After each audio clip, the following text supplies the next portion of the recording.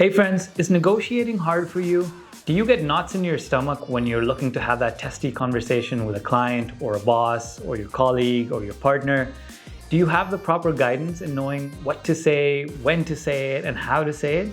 Well, in this video, I'm going to be sharing some negotiation advice that I've picked up from Voss in his book, Never Split the Difference. And it says negotiating as if your life depended on it. So it's a bit intense, but whether you're a business owner or a salesperson or an employee looking for a raise or a tenant negotiating your rent, you can learn a lot from this book. And if you don't have time to read the book, well, just watch this video and I'll share my favorite tips from the book.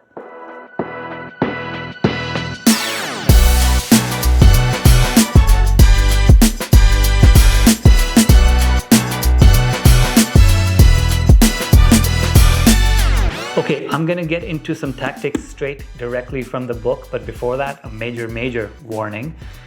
In order for you to master the art of daily negotiation, you have to get over your aversion to negotiating. You don't need to like it, you just need to understand how the world works and how people think. I borrow from Scott Adams, the creator of Dilbert, when he says that people are just moist robots, which to me means that they are programmed and you just need to understand their programming. That's just a fancy way of saying you need to accept people the way that they are and listen very carefully to know exactly what they want. Now, the beauty of empathy or listening, I use those terms interchangeably, is that you don't have to agree with the other person's point of view. You might as well think they're crazy, but you have to accept that that is how they think. Now, I know what you're thinking. Negotiation sounds like manipulation. Newsflash, it doesn't. Negotiation does not involve tricking or hypnotizing or grinding people down. None of that stuff actually works. It simply means playing the game that the human society is already set up for. In this world, you can get what you ask for if you just know how to ask for it properly. So before you get to use any of these tactics, get over the misconception that negotiation requires you to learn hocus pocus and some form of trickery. Instead, just focus on being human or a moist robot. Okay, so let's start with the first piece of advice, and it involves creating something called an accusation audit. Now, before you enter a crucial conversation with your counterpart, list down all the terrible things, all the negative things that they can potentially say about you or the situation. Now, I know this sounds hard because some of those terrible things may not be in your favor, but you gotta write them down anyway. In sales, we call these objections or reasons why they would say no. And here's the thing about objections. People mostly avoid confrontation. So they're keeping these objections in their head and you never know that they're holding them up there, and you can't fight a demon that you can't see. Now, depending on who you're talking to, your counterpart may bring up these objections themselves. And if they don't, you need to be the one to bring up these objections and accusations out in the open. And the reason you want to do that is because A, it diffuses their power.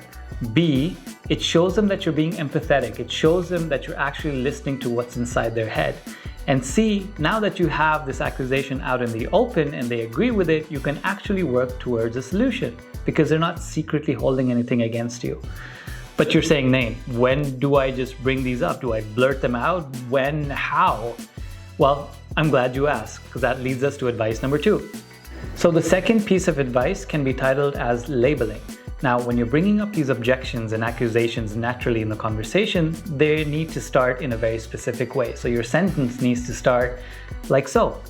You say, it seems like, or it sounds like, or it looks like. Notice that I'm not saying, I hear that, or I understand that.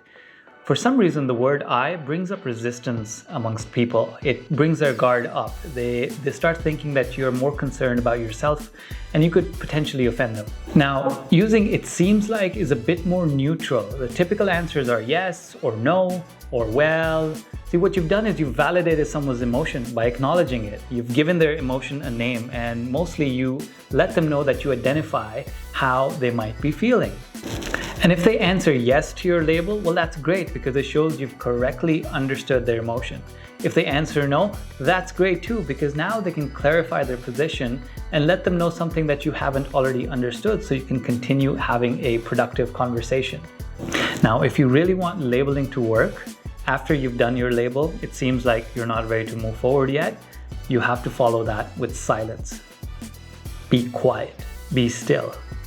Don't start waffling and over-explaining your question. Let it stir in their minds, let them look for a response. Only when you get a response can you move towards a positive resolution. So last point about labeling. Labeling is empathy practiced in real life. Notice how I didn't say anything about agreeing with the other person's values or beliefs or giving out hugs. That's sympathy. Empathy is actually understanding what's going on in their mind and how they're feeling, and you can accomplish that by labeling. So on to the next important tool. It's called mirroring. Mirroring is essentially just imitation. It's a neurobehavior pattern that we use to copy each other, just to comfort each other. You might have noticed a close group of friends that are always kind of dressing alike. They're using the same kind of lingo and phrases or sharing jokes that are very similar with each other. All that's doing is signaling that, hey, you and I are alike. You and I can trust each other. And mirroring comes in so many different forms, right? It could be body language, speech patterns, the tempo and the tone of your voice, or it could be just your vocabulary too. We've heard of the most obvious ones, which are the body language cues. So if someone's crossing their arms, you cross your arms too. If someone's leaning forward, you lean forward as well. Now, I picked up one specific mirroring tip from Voss in the book, and it's very simple. You can start this today actually, and it just involves you repeating the last 3 or 4 words of something that someone has said to you. So I'll give you some examples and then I'll tell you why they would work. So an example would be, let's say you have a giant task list to get through so you can get to your son's birthday party on time, and your boss walks up to you and says, hey, can you do this by end of day? All you have to do is respond, by end of day. Or another example would be someone would say, I have to look at this from all sides and it's just a matter of priorities. And you would say back, it's a matter of priorities, right? Can you help me understand what the other competing priorities are? Or another example could be, I've been thinking about it and I don't think I can commit right now. And you would say, you can't commit right now. Can you help me understand what's holding you back? See, by repeating these words, you're triggering a mirroring instinct, and inevitably the person would want to elaborate on what they said. It forces them to explain something to you that they might have not had a chance to. So for example, with the boss that wanted you to finish the task by end of day, and you repeat end of day, they would want to explain to you why it's important, or actually think in their own head, well, if it gets done tomorrow, that's fine too. Or in the case of the vague example, when someone says, well, it's just a matter of priorities, you force them to start thinking, well, where does this really fit in my priorities? Or what are my competing priorities? And they give you that information so you can work towards a solution together. Now, super important. When you are mirroring, make sure that you're sounding like you're looking for clarifications. Do not make it sound like you're accusing them of saying something silly. Do not use a sarcastic tone with them. Don't say, by end of day today, I'm guilty of using that in my personal life. It never works out well. So always have a confused tone in your voice and be genuinely asking them to clarify what they just said. And a bonus tip, you can always use mirroring throughout the conversation. You don't have to wait till the end of it. Usually people resort to or yeah.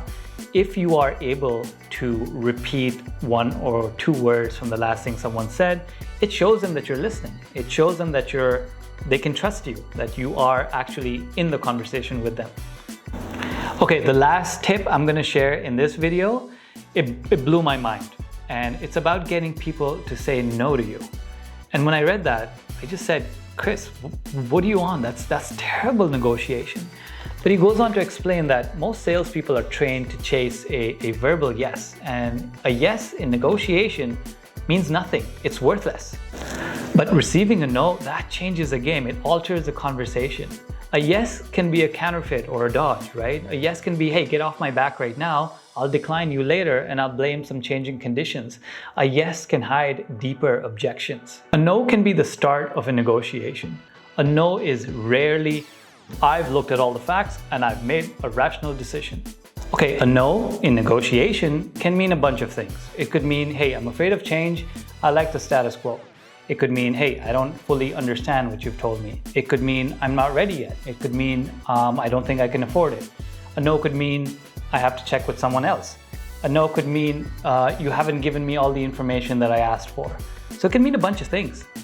Also, don't hope to just hear the no at some point. You have to bring it out of them, right? If you are going to use fake smiles and be super nice, just remember, people have a very strong BS filter and you will come across as disingenuous and manipulative. So don't do that.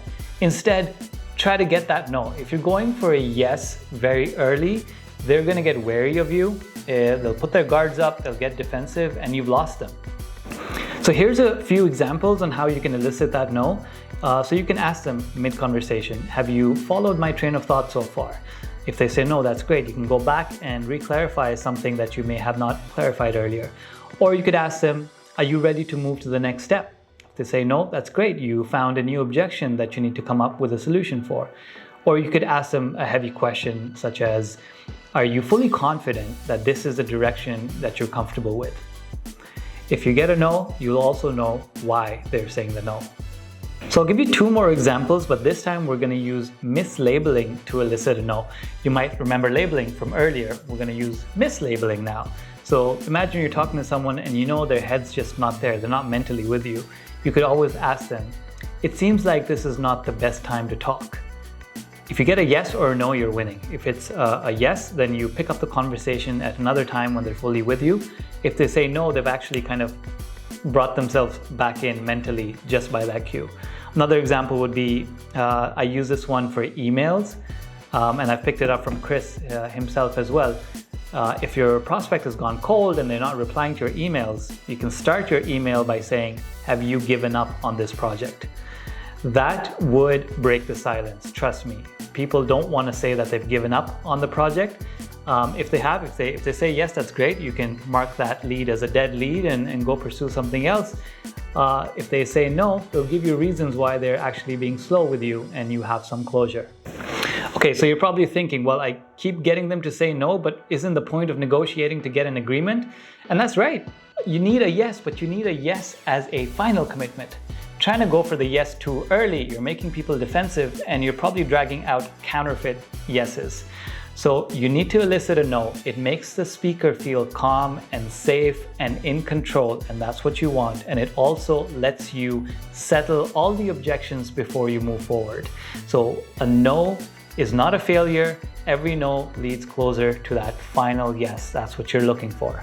So remember, persuasion is not about being bright or smart or forceful. It's about letting the other person think that the solution is something that they came up with themselves. So don't try to beat them with logic and reasoning and brute force. Instead, just open them up using the tips that I've shared in this video. So all those tips just came from a quarter of the book. I haven't even covered it all in this video. I'm telling you, this book is packed with genius level advice. So if you want to learn a few more tips from the book, there's two ways. One, go pick up the book, read it cover to cover, end to end. It's amazing. Number two, leave a comment for me. Tell me you like this video and I'll make another one with the rest of the tips in there. Choice is yours. Thanks so much for watching. Subscribe and like and do all the other fun things that I'm supposed to say at the end. And I'll see you around.